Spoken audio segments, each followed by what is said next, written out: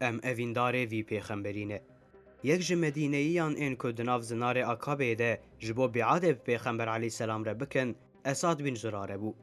جبر که حضرت عباس قصه لیخست زوراوی چو او پیگران هات. جناب پیغمبر علیه السلام را وها گوت یا رسول الله ایزنه بدمه ام برسوه بدنوی. اف جوابامه ویتتو نرحت نکه و مخالفت نبه و لگرد لیتبه. جناب پیغمبر ما علیه السلام جی وها لوان وگراند و جواب دا وی سوچدار نکن و برسو و جواب بدنه.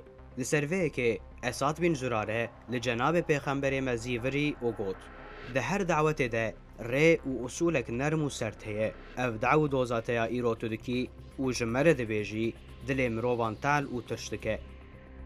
تا ام دعوت دینه که وسا کر که تو ده بیجی دینه خوی بره ترک بکن. اف یک بما گلک زور و گرانه. ده گلوه که ما او دعو دوزاته قبول کر.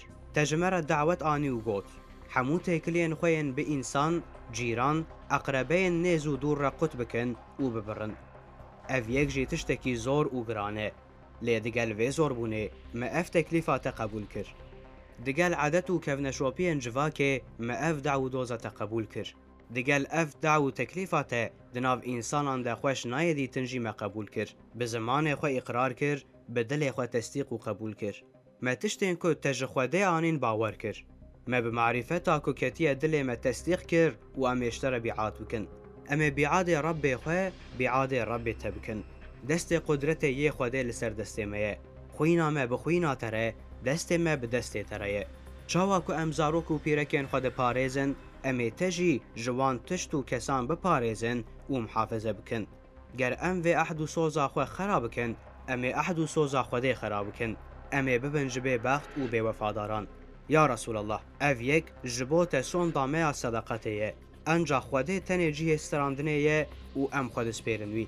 پاش حضرت عباس وگریا و وها گوت ای شخص و ذاته که لجم پیغمبر قصه و گوتنان لمدخه کره لاویت دناف انسانان ده انسان هری خوشویست و قنجه انجا خوده دزانه که تبوان گوتنین خواه چه قصد و آرمانشتکی.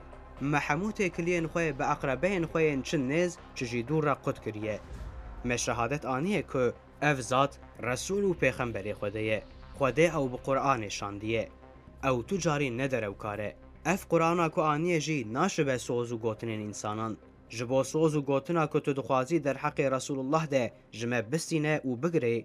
پاش پیغمبر زیوری و ها گوت یا رسول الله جمع جبو خواه کی جان وعده دستینه بستینه جبو رب خواه کی جان شرط و مرجان جمع را دبیجی ببیجه. عبدالله بن رواحه جی گوت جبو خواه و رب خواه کی جان وعد و گوتنه دبیجه ببیجه.